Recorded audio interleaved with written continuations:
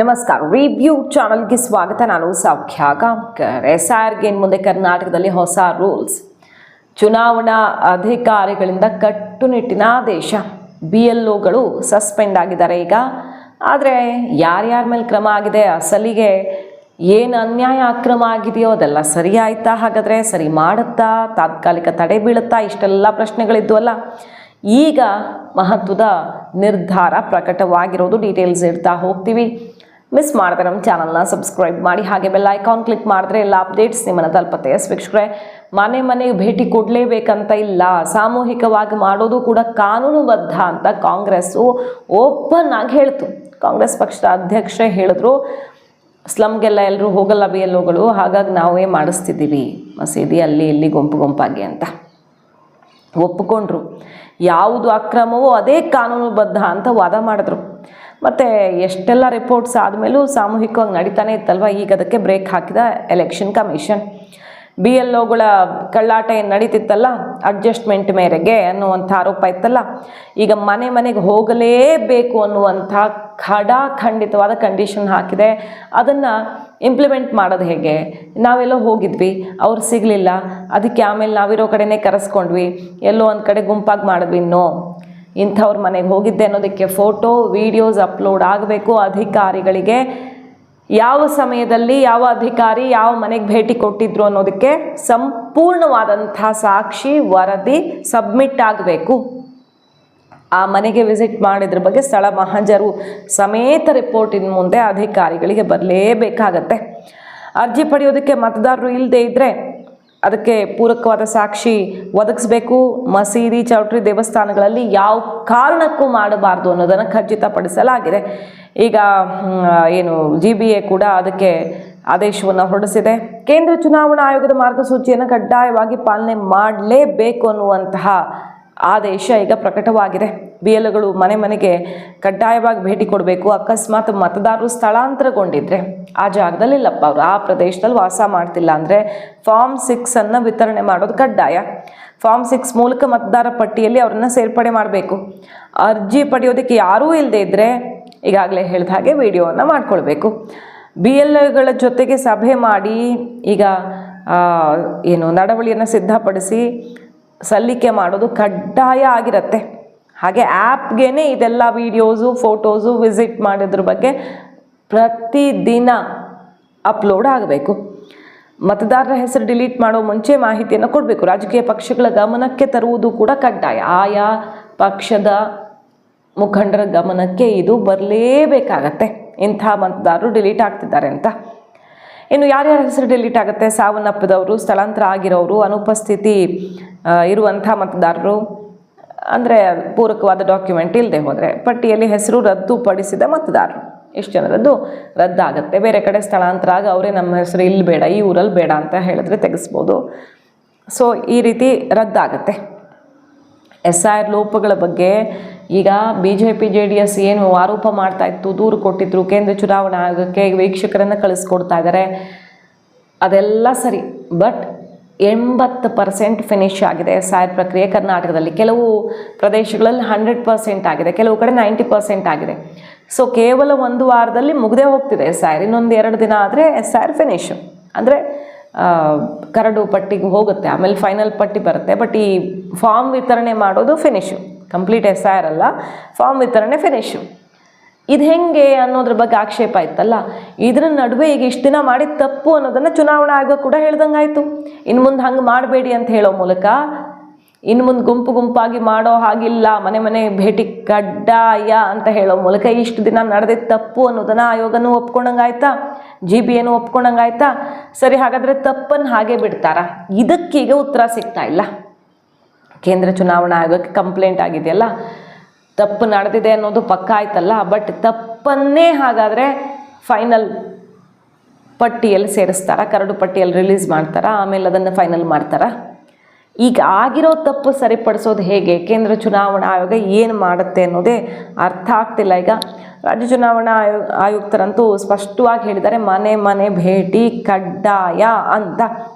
ಇದರ ನಡುವೆ Congress open challenge ಹಾಕಿದೆ. ಕೇಂದ್ರ ಮುಖ್ಯ ಚುನಾವಣಾ ಆಯುಕ್ತ ಜ್ಞಾನೇಶ್ ಕುಮಾರ್ ಅವ್ರಿಗೆ ಈಗ BJP ಎಲ್ಲ ದೂರು ಕೊಡ್ತಿದೆಯಲ್ಲ, SIR ಪ್ರಕ್ರಿಯೆ ಲೋಪಗಳಿಲ್ಲ, ಖಂಡಿತ ಎಲ್ಲ ಸರಿಯಾಗೇ ಆಗಿದೆ ಅಂತ ಕಾಂಗ್ರೆಸ್ ಸಮರ್ಥನೆ ಮಾಡ್ತಿದ್ದು, ಕೇಂದ್ರ ಆಯೋಗನೇ ನಿಯಮ ಮಾಡಿದೆಯಲ್ವಾ, ಅದರಂತೆ ಪಾಲನೆ ಆಗ್ತಿದೆ. ಕೇಂದ್ರದವರೇ ಕ್ರಮ ಕೈಗೊಳ್ಳಿ. ನಾವು ಬಿಹಾರ ಪಶ್ಚಿಮ ಬಂಗಾಳದಲ್ಲಿ ಆದಂಗೆಲ್ಲ ಮತದಾರರು ಒಂದೇ ಒಂದು ಡಿಲೀಟ್ ಆಗಕ್ಕೆ ಬಿಡಲ್ಲ, ಹುಷಾರ್, ಅದೇನು ಮಾಡ್ತಿರೋ ಮಾಡ್ಕೊಳ್ಳಿ ಅಂತ ಓಪನ್ ಚಾಲೆಂಜ್ ಈಗ ಕಾಂಗ್ರೆಸ್ನ ಕಡೆಯಿಂದ. ದೇವದುರ್ಗ, ಕುಮಟಾ, ಮಾಯಕೊಂಡದಲ್ಲೆಲ್ಲ ಆಲ್ಮೋಸ್ಟ್ ಫಿನಿಶೇ ಆಗಿಬಿಟ್ಟಿದೆ 100%. ಉಳಿದಂತೆ 112 ಕ್ಷೇತ್ರಗಳಲ್ಲಿ 90% ಅರ್ಜಿ ವಿತರಣೆ ಆಗಿದೆ. ಓವರಾಲ್ 80% ಫಿನಿಶ್ ಆಗಿದೆ. ಹಾಗಾಗಿ SR ಫಾರ್ಮ್ ವಿತರಣೆ ಪ್ರಕ್ರಿಯೆ ಆಲ್ಮೋಸ್ಟ್ ಕಂಪ್ಲೀಟ್ ಆಗಿರೋ ಹೊತ್ತಲ್ಲಿ ಈಗ ಚುನಾವಣಾ ಆಯೋಗ ರಿಪೇರಿ ಮಾಡೋಕ್ಕೆ ಹೇಳಿತ್ತ. ಸುಮಾರು ಜನರನ್ನು ಸಸ್ಪೆಂಡ್ ಮಾಡಿದ್ದಾರೆ. ಈಗ ಈ ಥರ ಗುಂಪಾಗಿ ಮಾಡಬಾರ್ದು ಅಂತಲೇ ಅದಕ್ಕೆ ಸೂಕ್ತವಾದ ಕ್ರಮಗಳನ್ನು ಕೈಗೊಂಡಿದ್ದಾರೆ ಈಗ. ಹಾಗಾದರೆ 80% ಮಾಡಿದ್ರಲ್ಲಿ ಅರ್ಧಕ್ಕರ್ಧ ಲೋಪದೋಷಯುಕ್ತವಾದದ್ದ? ಇದಕ್ಕೀಗ ಉತ್ತರ ಬೇಕು. ಕರ್ನಾಟಕದಲ್ಲಿ ಚುನಾವಣಾ ಆಯೋಗದ ನಿಯಮಗಳನ್ನು ಮೀರಿ DC-ಗಳಿಗೆ, BLOಗಳಿಗೆ, ಅಧಿಕಾರಿಗಳಿಗೆ ಕಡ್ಡಾಯವಾಗಿ ಇಂಥ ಹೆಸರನ್ನು ತೆಗಿಬಾರ್ದು, ಇಂಥ ಸಮುದಾಯದ ಹೆಸರನ್ನು ತೆಗಿಬಾರ್ದು ಅಂತ ಆದೇಶನೇ ಹೋಗಿದೆ ಅನ್ನೋ ಆರೋಪ ಕೇಳಿಬರ್ತಿದೆ. ಅಶೋಕ್ ಅವರು ಇವತ್ತಷ್ಟೇ ಹೇಳಿದ್ರು, ಒಬ್ಬರು DC ಕಾಲ್ ಹೋಗುತ್ತಂತೆ, ಮುಸ್ಲಿಮರದ್ದು ಒಂದು ಹೆಸರು ಡಿಲೀಟ್ ಆಗೋ ಹಾಗಿಲ್ಲ ಅನ್ನುವಂಥ ಸ್ಟ್ರಿಕ್ಟ್ ಇನ್ಸ್ಟ್ರಕ್ಷನ್ ಕಾಂಗ್ರೆಸ್ ಕಡೆಯಿಂದ ಹೋಗಿದೆ ಅಂತ ಅವರು ಆರೋಪ ಮಾಡಿದ್ದಾರೆ. ಇಷ್ಟೆಲ್ಲ ಆರೋಪಗಳನ್ನು ಮಾಡ್ತಿರೋ BJP ಬಹಳ ಹಿಂದೆ ಬಿದ್ದಂಗೆ ಕಾಣಿಸ್ತಿದೆ. ಕಾಂಗ್ರೆಸ್ ತಾಕತ್ತಿದೆಯಾ ಅನ್ನೋ ತನಕ ಈಗ, ಅಂದರೆ ಡಿಲೀಟ್ ಮಾಡ್ತೀರಾ ವೆಸ್ಟ್ ಬೆಂಗಾಲ್, ಬಿಹಾರ್ ಥರ ಬಿಡಲ್ಲ ಅಂತ ಚಾಲೆಂಜ್ ಹಾಕಿದ್ದಾರೆ. ಬಟ್ ಆರೋಪ ಮಾಡ್ತಿರುವಂಥ BJP JDSಗೆ ಇದನ್ನು ಸಾಬೀತು ಮಾಡಿ ಅದನ್ನು ಸರಿಪಡಿಸೋದಕ್ಕೆ ಸಾಧ್ಯವಾಗೋದಿಲ್ವಾ? ಕರ್ನಾಟಕ SIR ಹಾಗಾದರೆ ಕಂಪ್ಲೀಟ್ ಹಳಿ ತಪ್ಪುತ್ತಾ, ಅಥವಾ ಈಗ ಆಗಿರೋದೇ ಕರೆಕ್ಟಾ?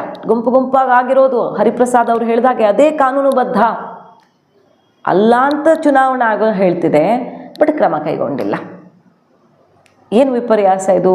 ಆಶ್ಚರ್ಯ ಆಗ್ತಿದೆ. ನೋಡೋಣ, ಇನ್ನೂ ಟೈಮ್ ಇದೆ, ಇನ್ನು ಜುಲೈ ಎಂಡ್ ತನಕ ಟೈಮ್ ಇದೆ, ಅಷ್ಟರೊಳಗೆ ಏನಾಗುತ್ತೆ ಅಂತ. SIR ಏನಿದೆ ಅದು ದೇಶದಲ್ಲಿ 20 ವರ್ಷಕ್ಕೊಂದ್ಸರಿ ದೇಶದ ಭಾರತದ ನಾಗರಿಕರು ಯಾರಿದ್ದಾರೆ ಅವರ ಮತದಾನದ ಹಕ್ಕನ್ನು ಡಾಕ್ಟರ್ ಅಂಬೇಡ್ಕರ್ ಅವರ ಸಂವಿಧಾನದ ಅಡಿಯಲ್ಲಿ ಕೊಟ್ಟಂಥ ಹಕ್ಕನ್ನು ಚಲಾಯಿಸೋಕ್ಕೆ ಮಾಡಿರುವಂಥ SIR ಇದು. ಆದರೆ ಕರ್ನಾಟಕದಲ್ಲಿ ಕಾಂಗ್ರೆಸ್ ಅವರು ಇದನ್ನು SIR ಬದಲಾಗಿ ಕಾಂಗ್ರೆಸ್ SIR ಮಾಡ್ತಾ ಇದ್ದಾರೆ. ಅಧಿಕಾರಿಗಳು, ಎಲ್ಲ ಜಿಲ್ಲಾಧಿಕಾರಿಗಳಿಗೆ ಮೌಖಿಕವಾಗಿ ಫೋನ್ ಮುಖಾಂತರ ಒತ್ತಡ ಹಾಕಿ ಯಾವ ಹೆಸರು ಡಿಲೀಟ್ ಆಗಬಾರ್ದು, ಅದು ಖಾನ್ ಇರಲಿ, ಅಬ್ದುಲ್ ಇರಲಿ, ಕರೀಮ್ ಇರಲಿ, ಯಾರ್ದು ಡಿಲೀಟ್ ಆಗಬಾರ್ದು, ಇದು ಪಕ್ಕಾ. ಉಳಿದದ್ದು ನೀವೇನ ಮಾಡ್ಕೊಳ್ಳಿ, ಉಳಿದಿದ್ದು ನೀವು ಸೇರಿಸಿ ಬಿಡಿ, ಈ ಹೆಸರುಗಳಿದ್ದರೆ ನೀವು ಅದನ್ನು ಡಿಲೀಟ್ ಮಾಡಬಾರ್ದು ಅನ್ನೋ ಒಂದು ನಿರ್ದೇಶನವನ್ನು ಕೊಟ್ಟಿದ್ದಾರೆ ಎಲ್ಲ ಜಿಲ್ಲಾಧಿಕಾರಿಗಳು. ಮೌಖಿಕ ಆದೇಶ ಮೌಖಿಕವಾಗಿ ಕೊಟ್ಟಿದ್ದಾರೆ. ಅದಕ್ಕೆ ಎಲ್ಲ ಜಿಲ್ಲಾಧಿಕಾರಿಗಳು ಭಯ ಬಿದ್ದು ಡಿಲೀಟ್ ಮಾಡೋವಂಥ SIR ಅಂತ ಹೇಳಿದ್ರೆ ಸತ್ತಿರೋ ಅಂಥವ್ರು. ಇವಾಗ ನಾವು ಚುನಾವಣಾ ಆಯೋಗಕ್ಕೆ ಹೋಗಿದ್ರಿ, ಅವರು ಕ್ಲಿಯರಾಗಿ ಹೇಳಿದ್ರು 5 ನಿಬಂಧನೆಗಳನ್ನು. ನಿಬಂಧನೆ ಸತ್ತಿರೋ ಅಂಥವ್ರು ತೆಗೆದಾಕಬೇಕು, ಬೇರೆ ಕಡೆ ಟ್ರಾನ್ಸ್ಫರ್ ಆಗಿರೋರು ತೆಗೆದಾಕಬೇಕು, ಮತ್ತು ಇಲ್ಲೀಗಲ್ ಯಾರಿದ್ದಾರೆ ಅವ್ರನ್ನ ಹಾಕಬೇಕು, ಯಾರು ವಿದೇಶಿಯರಿದ್ದಾರೆ ಅವ್ರು ತೆಗೆದಾಕಬೇಕು. ಇದು ಕೇಂದ್ರ ಚುನಾವಣಾ ಆಯೋಗ ನಮಗೆ ತಿಳಿಸಿರೋ ಅಂಥದ್ದು. ಆದರೆ ಕರ್ನಾಟಕ ಸರ್ಕಾರ ಈ ಎಲ್ಲ ನಿಬಂಧನೆಗಳನ್ನು, SIRನ ಎಲ್ಲ ನಿಬಂಧನೆಗಳನ್ನು ಗಾಳಿಗೆ ತೂರಿ ಅಧಿಕಾರಿಗಳ ಮೇಲೆ ಒತ್ತಡ ಹಾಕಿ SIRನ ಹಳ್ಳ ಹಿಡಿಸೋವಂಥದ್ದಕ್ಕೆ ವ್ಯವಸ್ಥಿತವಾದಂಥ ಸಂಚನ್ನು ರೂಪಿಸ್ತಾ ಇದ್ದಾರೆ. ಈ ಸಂಚಲ್ಲಿ ಮೇಯ್ನ್ ಇಂಪಾರ್ಟೆಂಟ್ ಅಂದರೆ DK ಶಿವಕುಮಾರೇ. Very clearly directed to all the DEOs, the bureaus have to visit house to house only. That's why I have read the progress of Karnataka. 80.85% distribution forms have been delivered to the concerned, invitation forms are delivered to the concerned voters. Yeah. Distribution doesn't tell that it happened through door to door. Pardon? Distribution doesn't signify that it happened door to door. Many people are calling, many bureaus are calling notice to. If any specific example is given, suppose for example wherever we get complaints, see these are the complaints I have received regarding these are the complaints and some oral complaints also I have received regarding distribution of forms in groups. So every complaint is been attended to. I have very clearly directed all the DOs. They have inquired into these issues and they have given report to me. I have sent the report to Election Commission of India also. So ಮಾಹಿತಿ ಇಷ್ಟ ಆಗಿದ್ರೆ miss ಮಾಡದೆ ನಮ್ಮ ಚಾನಲ್ನ subscribe ಮಾಡಿ, ನಿಮ್ಮ ಅಭಿಪ್ರಾಯ comment ಮಾಡಿ ತಿಳಿಸಿ. Thank you.